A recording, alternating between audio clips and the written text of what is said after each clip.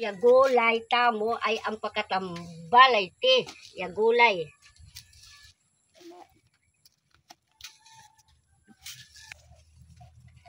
Kilalanin niyo po itong bunga niya.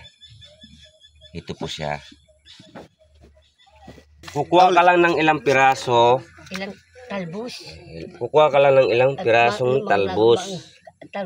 Talbos niya. At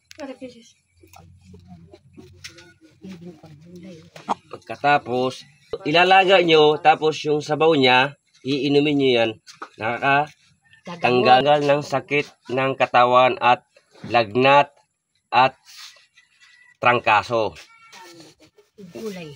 Masarap na gulay ito. Ito yung tinatawag nilang unti o bayahan.